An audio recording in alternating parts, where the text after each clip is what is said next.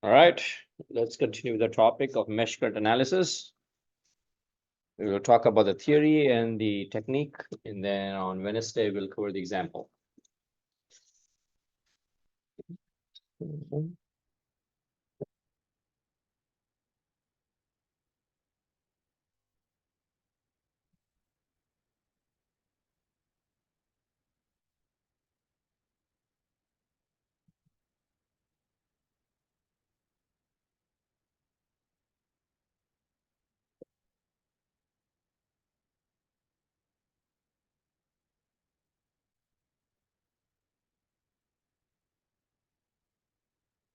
Okay, as a brief recap, similar to node voltage analysis, what we are doing here is we want to find the unknown resistor voltages and the resistor currents that are present in a circuit. In order to do that, we write equations. In node voltage analysis, the equations were written by applying KCL. In mesh current analysis, we write equations by applying KVL. We are summing up voltages, specifically resistor voltages. And in order to actually have a voltage drop across the resistor, we assume a mesh current. Mesh currents are not real. They are hypothetical. They do not exist in real life. Okay.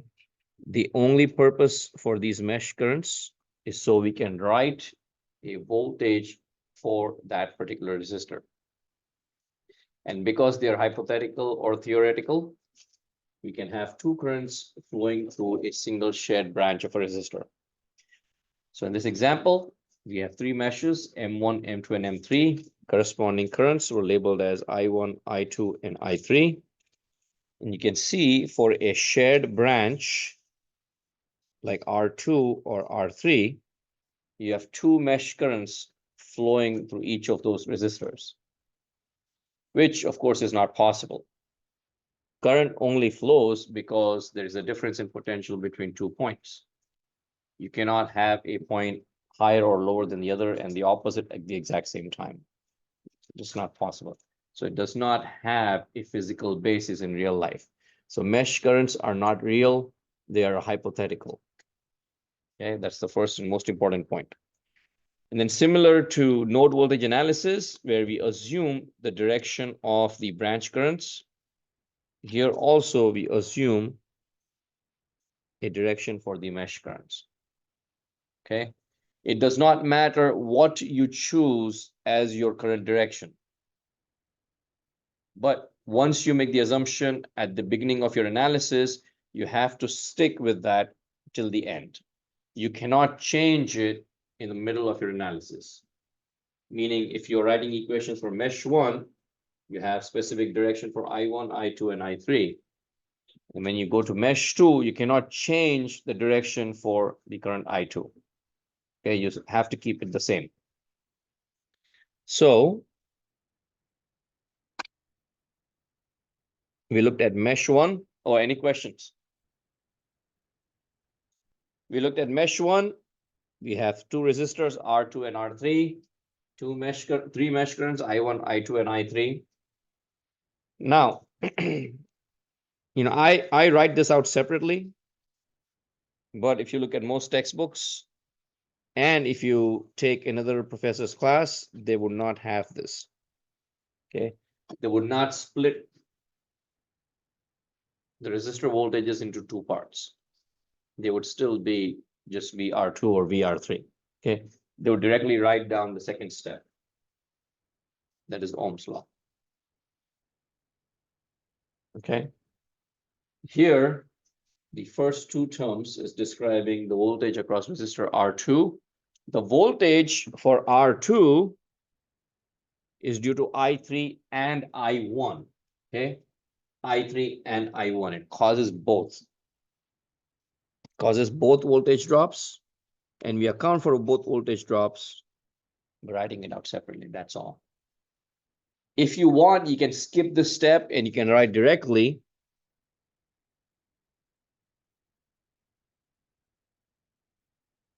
you can write, and I'm going from here to here. So minus VA plus I1 minus I3 times R2 and plus I1 minus I2 times R3 is equal to 0. There's actually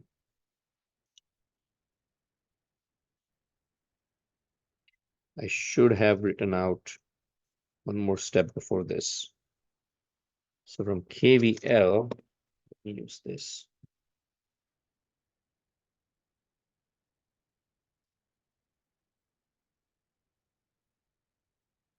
Okay.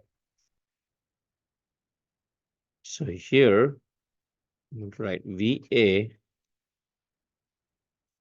plus VR2 due to I1. Again, that I1 is a subscript. So I'm just writing out VR2 due to I1 minus VR2 due to I3 plus VR3 due to I1 and minus VR2 due to I2.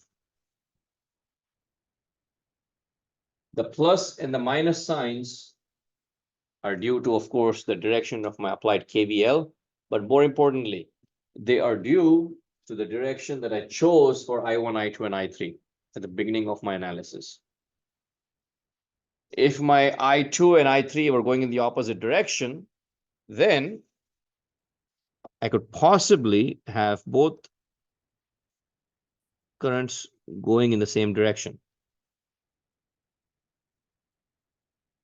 And in that case, it would simply be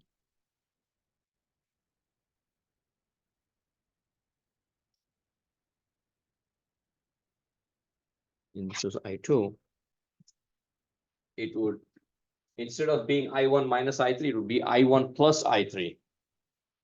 And then it would be I1 plus I2. Does everybody see that? Let's take a 10-second pause, think over that, and let me know if you have any questions. Yes. I see you have the polarity for both, for all I1, I2, and I3, one on the inside, one on the outside. Is the positive and the negatives in the equation determined by the inside polarity? Said before. No, it depends on the direction of the current, which is I1. If I was to apply, so again, there are two directions. Okay, so the question is about the voltage polarity and what does it depend on? So there are two directions we're talking about here. Okay, KVL, instantly we can see it does not actually matter. So let me address that first. This is the equation for KVL if I sum up the voltages in a clockwise direction. Right, in a clockwise direction, that's the equation that I obtained.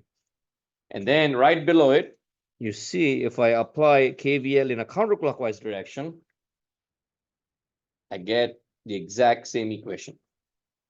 Okay, that's true for any circuit when you apply KVL. Okay, so that's, we don't even have to think, think in depth about that. KVL doesn't matter if you sum up the voltages in a counterclockwise or a clockwise direction, you get instantly the same equation.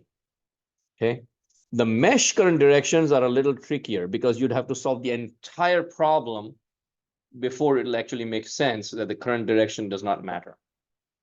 Because with my assumed directions right now, as I said, I1, I2, and I3 are all clockwise. When all currents in that mesh, in that circuit, go in the exact same direction, and you have a shared branch, then the currents will be going in the opposite direction. Always. It is impossible otherwise, right? If you have I1 going in a clockwise direction, I3 and I2 also going in a clockwise direction, then in a shared branch like R2 and like R3, the currents will always be going in the opposite direction. And those current directions are what determine the polarity for those voltages. The thing to remember is for mesh one, so the current directions I1, I2, and I3 are not only for mesh one, they're also for mesh two and for mesh three. So if you choose the opposite direction in mesh one, they will remain the same for mesh two and for mesh three. So the equations will change for mesh two and for mesh three, but your analysis will end up being correct. So you'd have to solve the entire problem before you actually see the result. That it does not actually matter. For KVL, we can see it right here. So it's easy to see for KVL direction. But mesh current direction, again, until and unless we solve the entire problem, we would not be able to see that. So I always strongly recommend to students, as I did for node voltage analysis, that because of time constraints, I would choose like one direction for currents and I would solve and show in class. But as soon as you leave class, if you have like 10 or 15 minutes, you take the exact same example and you choose the opposite direction for the currents and you solve for those directions and see if you cannot arrive for the right answer. It would be good practice because you already have the equations, you already have the answers from class, you already know what your answer should be. Just choose the opposite direction, write out the equations, and see whether you can arrive at the right answer or not. I strongly recommend that students do that right on the day of class. Okay. All right. So 10-second pause. Let me know if you have questions. Again, if you have not yet looked at the final exam page, guaranteed question in the final exam, node voltage analysis, mesh current analysis. It's there on the canvas since the first day of class. The link is on the front page. Just click on the front page link, which says final exam. Look at your options, and it also lists all the topics that you need to study. Okay.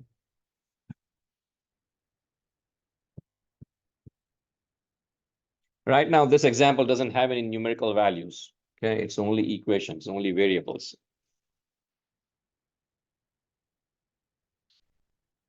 So then if you go to mesh two, in mesh two, I have, what do I have? I have a voltage source, like plus and minus. Oh, that's not good. Then I have a single resistor, and then a single resistor on the left. This is what, VB.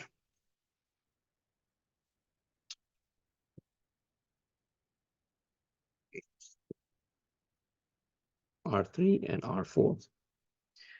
So I'm going to draw R3 a little farther away, R4.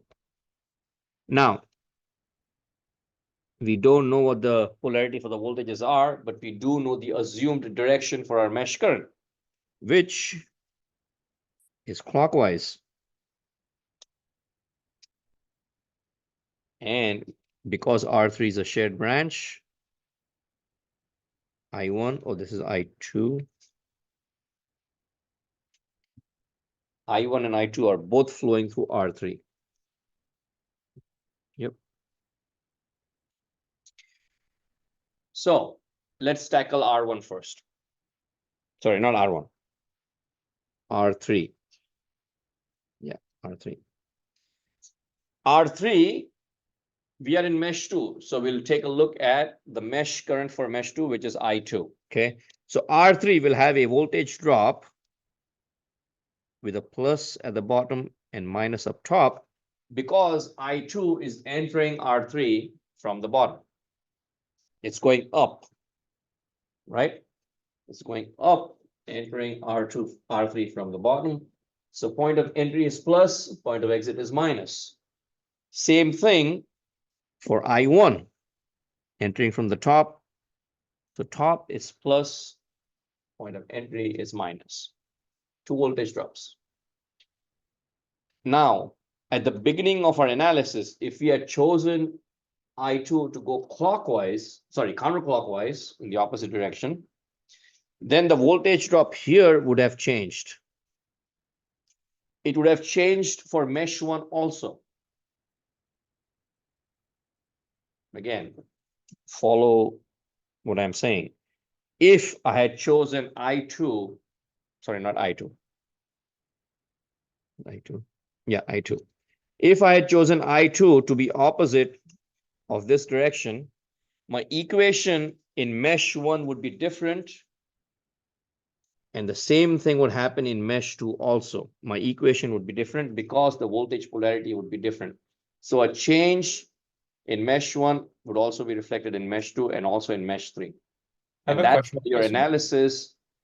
Even if you choose a different current direction from a different student, your answers would, numerical values might end up being different. But when you solve for the resistor voltages and the resistor currents, your final answers will be the same. Your numerical values might also be different. So your values for mesh currents may end up being different. But your final answers for the resistor voltages and the resistor currents would always end up being the same. And we saw that in the example for node voltage analysis. If you'll remember, just go back to the slide. And we said, if we solve using the bottom node as a reference, which is node C, right? If node C is my reference, VA is minus 13, VB is minus 52.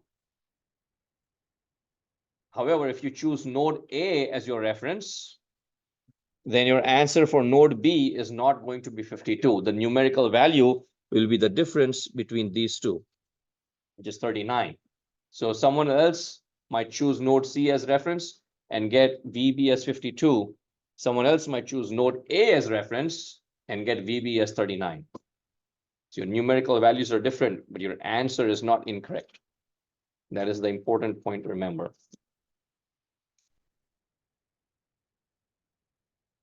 Which is what I wrote down here. So same thing for mesh current analysis. If you choose a different direction for the mesh current, your numerical value for the mesh current itself might be different, but your final answer would not. All right, any questions? Okay. I have a question, Professor. Yes, go ahead.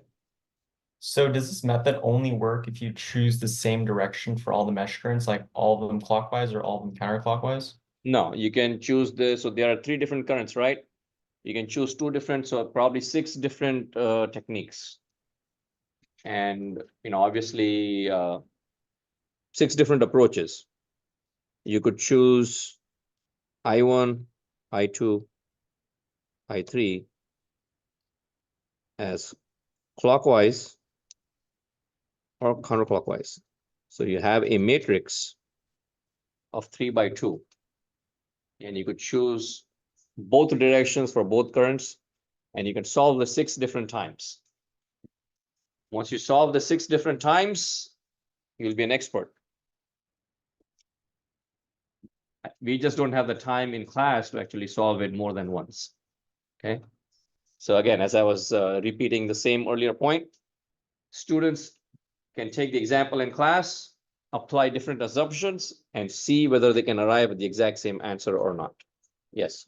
So like if we made I2 counterclockwise instead, would we force the VB polarity to be switched or? Yes, the polarity would be switched. Question being asked was, would the voltage polarity would switch or not? The answer is yes. The resistor voltage is not the voltage source. Oh, that's all that's. No, voltage source. So again, it only affects resistor voltages. It does not affect any of the sources in the circuit. So if there's a current source in the circuit, that is not affected by mesh current. If there's a voltage source in the circuit, that is also not affected by the mesh currents. So like VB would. VB would just remain as it is. VB does not change. Again, mesh current has nothing to do with VB. It has only to do with the resistor voltages. Okay, resistor voltages. It doesn't affect the voltage source at all. Where was I? Oh, writing the equation for mesh 2. So let's see, how much time do we have left? About 5 minutes. KVL for mesh 2, as always, I apply in a clockwise direction, starting at the bottom left corner of that mesh. And so I have KVL in a clockwise direction. I would obtain plus VR3, and this would be due to I2. My KVL direction is the same as the mesh current direction, so it turns out to be plus, obviously. This would be minus VR3 due to I1 plus VB and plus VR4. VR4 is not a shared branch, so it only has one voltage drop across it. So that's my KVL. Again, KVL you can apply either a counterclockwise or a clockwise direction. Right? You'll get the exact same equation. Then you apply Ohm's law, express each resistor voltage in terms of the mesh current. And so VR3 I can write as I2 minus I1 times R3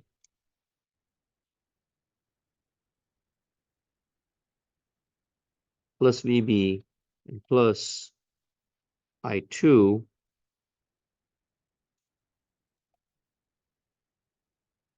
times R4 equals 0. Make sense?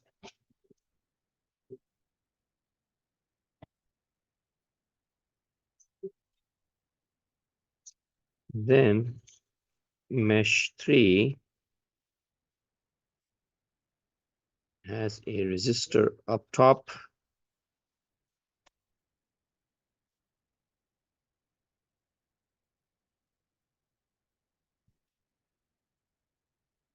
This is VB. This is R1. We'll go right. R2 a little bit farther away.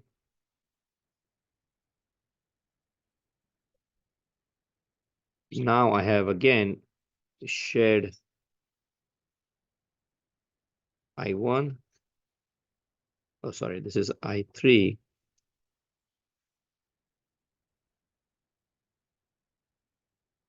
And this is I1. I3 and I1. This time it's mesh 3. So my current of interest is I3. Point of entry is on the left. So plus on the left, minus on the right. For VR2, point of entry is from the right. So plus on the right, minus on the left. And then to account for I1, plus on the left and minus on the right. Again, because it's entering from the left. Okay, again, keep track of the assumed current directions. Point of entry is always plus, point of exit is minus. Okay. Then if I apply KVL in a clockwise direction from the bottom left corner, I have VR1 minus VB plus VR2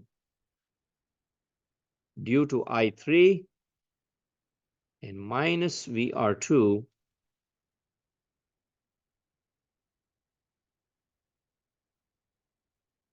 due to I1 equals 0. Okay, VR1 is not shared, so just one voltage drop. VR2 is a shared branch. I3 is the same direction as my KVL, so plus VR2 and minus VR2 due to I1. Apply Ohm's law, and I can write VR1 is I3 times R1 minus VB plus I3 minus I1 times R2 equals 0.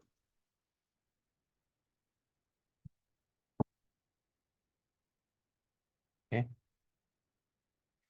Again, when you solve using a different assumption for the mesh currents, your equations would be slightly different. But when you plug in your values and you solve for the unknown variables, you should obtain the right answer.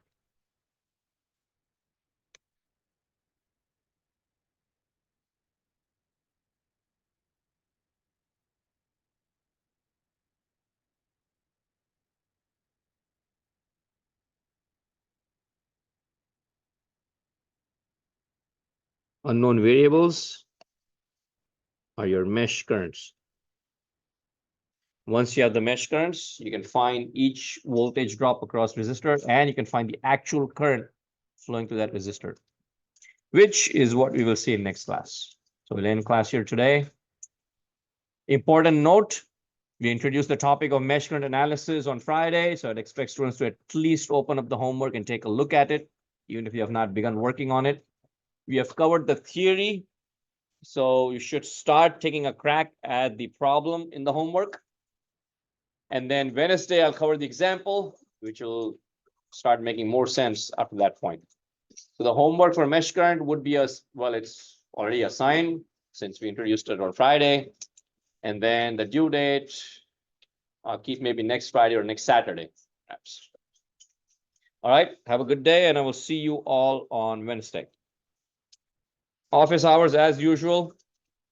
I'll be available this afternoon. Do you have time for a quick question? Sure. On the quiz, I'm a little bit, I was kind of struggling finding this, like picking a node. Just a second, okay. Yeah.